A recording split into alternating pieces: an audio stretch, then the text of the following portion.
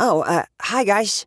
My name is Alex, and I'm 14. I want to tell you about a couple of events that completely changed my life. It all started a couple years ago, when my parents were getting a divorce, and my mom said that my father wouldn't have the right to see me after that. I have to say, I totally expected something like this to happen. My parents were fighting all the time. Actually, they'd been fighting for as long as I can remember. And for me, they would always play good cop, bad cop. Mom would scold me for something, then Dad would buy me ice cream and calm me down.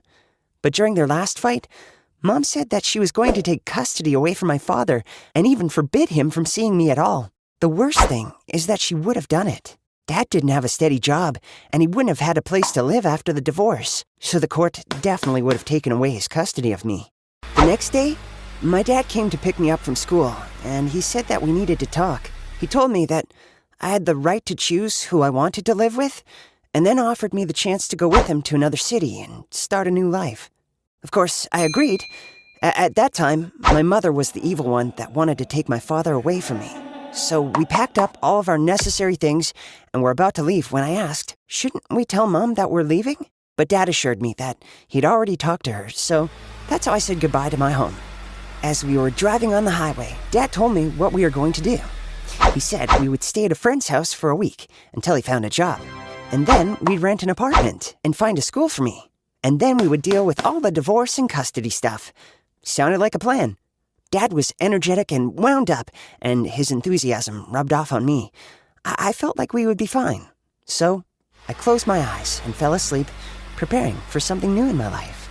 We arrived at the house of my father's friend after the sun had set, but unfortunately, he couldn't let us stay with him.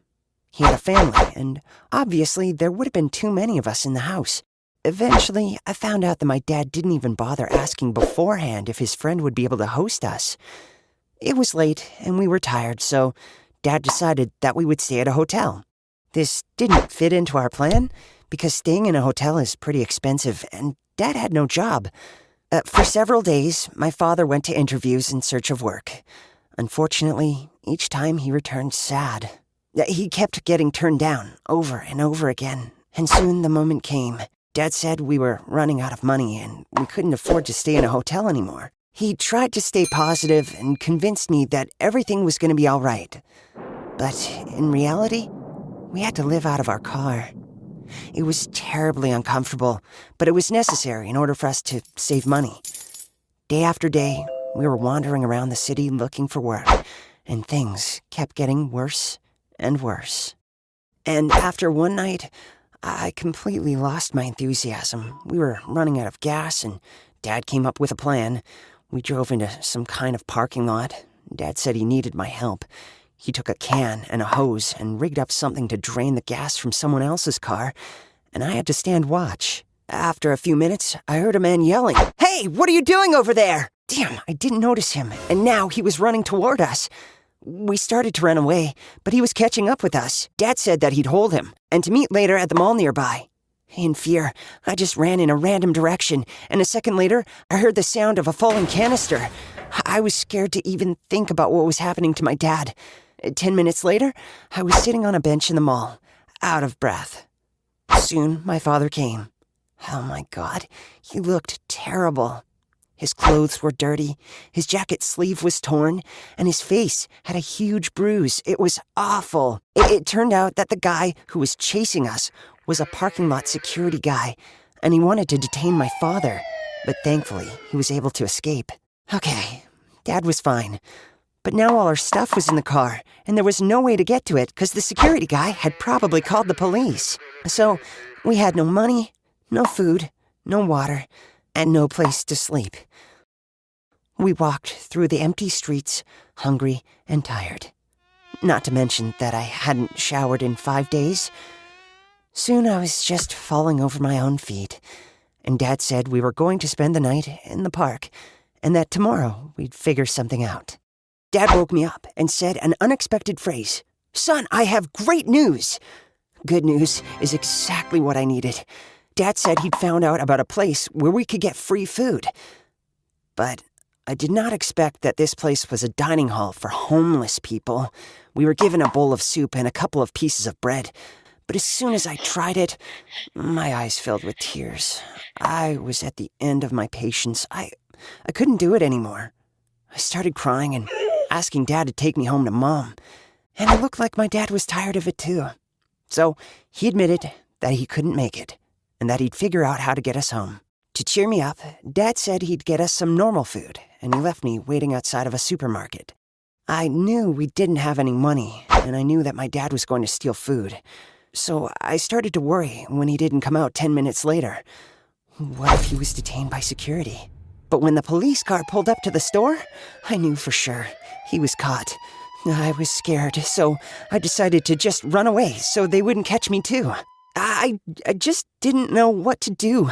I wandered the streets until nighttime. I was scared, hungry, and terrified of everyone I met. People looked at me strangely. Of course, I was just a tear-stained child in dirty clothes who was walking alone in a big city. I had nowhere to go, so I decided to go to the first policeman I met and ask for help. And that's just what I did. They put me in a car and took me to the station. Officers and social workers asked me whether I was starving, whether my father had forced me to do anything, and other terrible questions. Then I was told that the police had been looking for me all day, and that my mom was on her way there. When she arrived, she ran to me in tears and hugged me tightly. As we drove home, she told me how worried and terrified she was. Mom said that the police had been looking for us from day one. Maybe for the first time in my life, I felt that my mother actually loved me. As it turned out, Dad didn't tell her that we were leaving. He only called her that morning after he had gotten arrested and said she needed to come because I was lost and alone in the big city.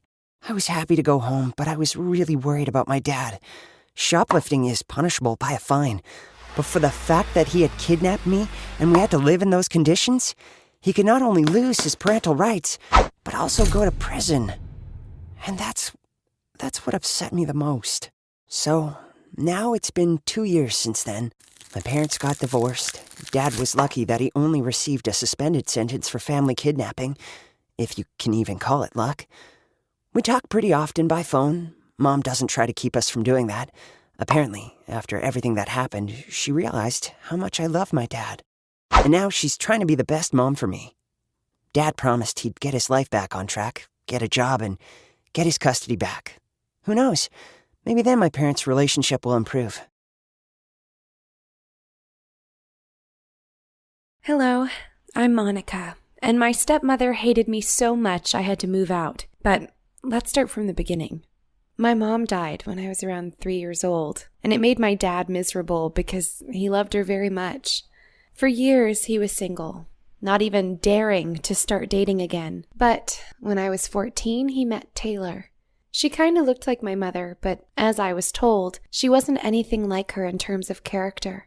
My dad asked me if I would be okay with this, and of course, I said yes because I wanted him to be happy. Soon they married, and Taylor moved in with us, together with her son James, who was 12 at the time. At first, everything was all right. My dad and Taylor loved each other very much, and James was quite easygoing. I hadn't seen my dad so happy in years. But soon, I started to notice how Taylor was manipulating him. She would always make him adapt to her lifestyle, and if she did something wrong, she turned everything around so it was my dad who was at fault. I wasn't having any of it, and Taylor disliked my attitude and started treating me badly and always blaming me if something happened. Even if James did something, it was my fault. For example, she would get angry at me because I didn't wash the dishes, even if there was only one dirty plate, and James ate from it. It was me who got lectured by Taylor, and that's the least of things she would say or do. At first, my dad was trying to defend me, but she eventually made him think that she was right and I was a spoiled, ungrateful kid. She told me that I was stealing our money, and it wasn't true. And I don't know where she got this idea from. By this point, our entire family turned on me. Taylor was as condescending as ever, and if I tried to defend myself, my dad would go, "Don't talk with your mother like that." I, of course, answered, "She is not my mother and she never will be," which would make my dad angry. And James listened to all of this and started to see me as a villain too, and Taylor was turning him against me as well. Why did Taylor do that? I guess she didn't like how much attention my father was giving me, which was understandable because I am his daughter. Ugh. Seeing how Taylor took over our lives, I tried to talk to Dad, but he wouldn't listen. So I approached my grandparents, explained them the situation, and asked if I could move with them. They said yes, and they also disliked Taylor very much. I moved out. Both me and Taylor were happy about it. Living with my grandparents had its own difficulties, but it was way better than living with Taylor. My dad would call me every day and visit every weekend at first, but then he called and visited less and less, probably because Taylor was whining about how he didn't love her. My dad was trapped, but it was his decision, and while I still loved him, I couldn't simply overlook how he treated me. After a year, it felt like I wasn't part of the family at all, and I saw my father 2 times a month at best. At worst, it could go for 2 months without him meeting with me. One day he called me and said, "Honey, please come home. I talked with Taylor and she is okay with that." Seriously? Taylor is okay with that? I rudely answered my father, I would never even step into the house while she is still there. I expected my father to call, to apologize, to try to fix that, but it never happened. I understand that he was afraid to be lonely again, and I didn't mind him having a woman, but it wasn't okay how she treated me. Nothing helped, even when my grandparents tried to talk about it with him, so I completely gave up on it. 2 years had passed since, and he was still with her, and he was miserable again. By this point, I felt like my grandparents were my parents, and I had a lot of things going on in my life. My first serious boyfriend, school, and other stuff, so I didn't even think about it anymore. One day, to my surprise, James wrote me on Facebook. He was saying how sorry he was about how I was treated and that he didn't understand it at the time, but he wanted us to be friends, or at least not be enemies. I asked him what made him do that, and he told me all about his mom, Taylor, and how she only got crazier with time. Later, I met with James, and I was honestly proud of him because he was such a smart, good guy. He said that my dad was much better to him than his real dad ever was, and Taylor was mad every time he took his side. He said that he saw that father was tired, and maybe someday he would finally separate with her. James wanted us to be friends, even siblings, and support each other. And even if Dad and Taylor separated, he wished to stay in touch. I don't know what will happen in the future, and I'm still hurt about losing my dad. But at least I found a new family member who is a good person. I really miss my dad. Before Taylor, he was the best dad anyone could ever wish for. I hope that one day he would realize his mistake and that we can be a family again.